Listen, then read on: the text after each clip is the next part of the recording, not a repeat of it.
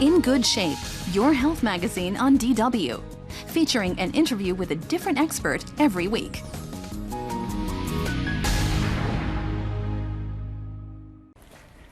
Hello, Dr. Padberg. Hi. Hello, hi. You're the chief consultant here in the Helios Clinic at the Emergency Services, and usually you drive around in this car.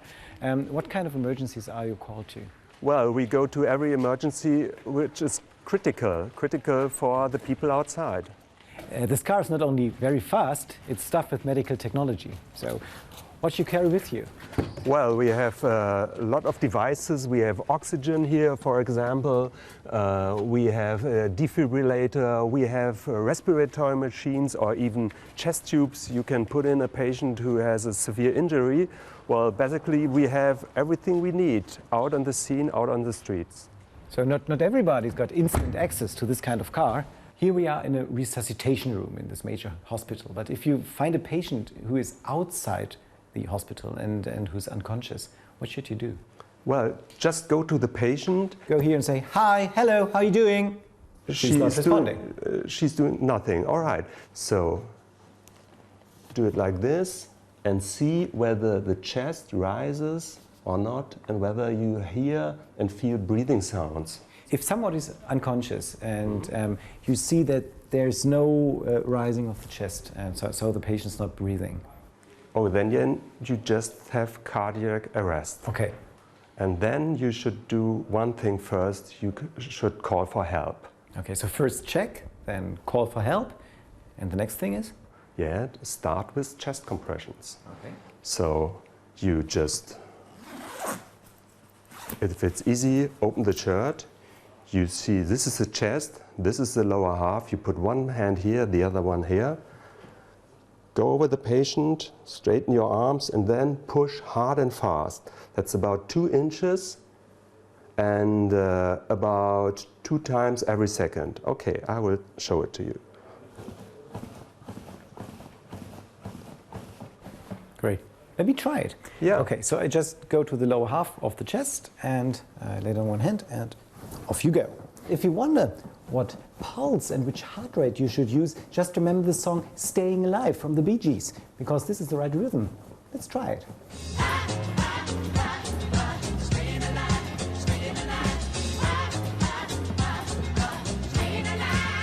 You doing okay? Yeah, it's Yeah? just Good.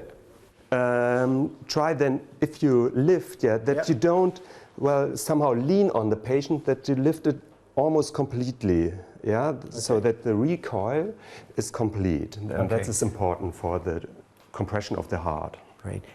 What about breathing? Well, if you are trained with it and you feel confident, you should do it. And you can do it if you are one person, or if you have 2 persons, it's easier. So what you should do is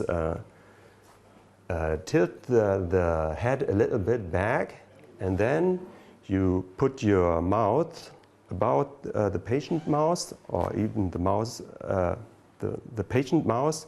Close the nose and then breathe 2 times slowly, and the chest should rise a little bit. Okay, I could try. Yes, please. Okay.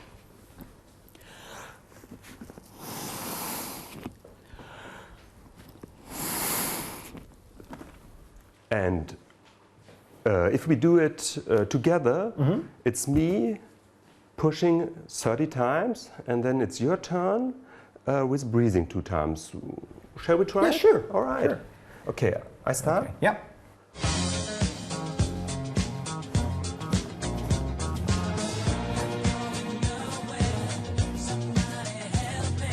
20, 21, 22, 23, 24, 5, 6, 7, 8, 9, 10. And can you do anything wrong with the resuscitation? So is it dangerous? You can really save a life, and you can do nothing wrong. Okay. So here we are in the resuscitation room of a hospital. So what do you do differently to the resuscitation on the road? We have machines like this. This is a defibrillator. And this is what you know from all this hospital series and TV. You just take those pedals, get some gel on it, and then you go to the patient and shock him. That's it. Yeah. And is this the same machine you can find in all those airports or train stations or the big shopping malls? There are some of those machines hanging on the wall for the layman to use. Yes, they are the same machines, but they are automated. They are called automated external defibrillators. And if you know it's someone around, someone knows it, just get it to the patient and work with it, because early defibrillation can save life, and the earlier, the better. And can you do anything wrong with the automatic machines? Well, they are kept very simple. You just open them up. They have two patches which you put on the patients, on the chest, and one here laterally. And that's it. It is also shown with pictures. So you just stick it onto the patient, you press a button, and then the machine's doing the rest. The machine is talking to you. So it will analyze what is the heart rhythm, and then it would say what you have to do. When I talk with my patients about resuscitation and first aid, they always tell me something about stable position or the recovery position. What do you think about that? Well, I see it quite critical, because, you know, if you have someone who has a cardiac arrest, this doesn't help at all. And sometimes people just remember this from first aid courses. So maybe just leave it. And what is the purpose of it? It's just that the person who is unconscious can still breathe. But you can also check it with, if you go to the patient and see, okay, it's breathing normally, maybe you can lift here the chin a little bit, and I would say better stick to this. One cause for a patient not to breathe is if they aspirate something.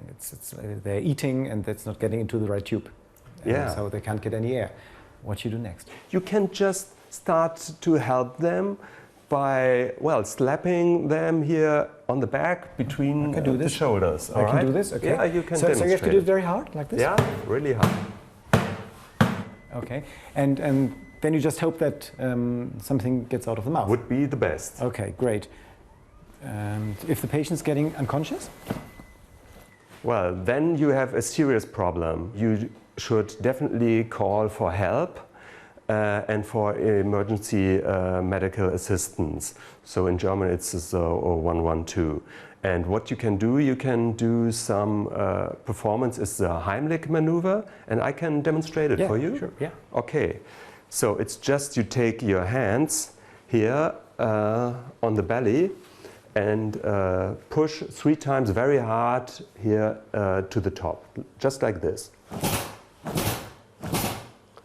And then you hope that the things which were there get out of it, and you can help it and maybe put it out of the mouth just like this. Okay. So, talking about medical emergencies, what are the keywords you should use if you call for help? So what are the real medical, life-threatening emergencies? This is, for example, if he's unconscious, or if he has a very strong chest pain, if he has a serious injury, or if he has a stroke.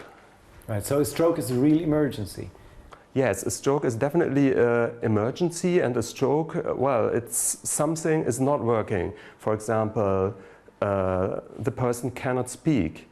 The person cannot see something, or something is not working. The arm is not moving, or the leg is not moving. And this is an absolutely emergency, because the brain has no blood and it's somehow dying away. So this is definitely an emergency. And the bad thing is, it doesn't cause any pain. It's some sort of minus syndrome. And the relatives have to take care and call the ambulance. Thank you so much for inviting us today into this resuscitation room.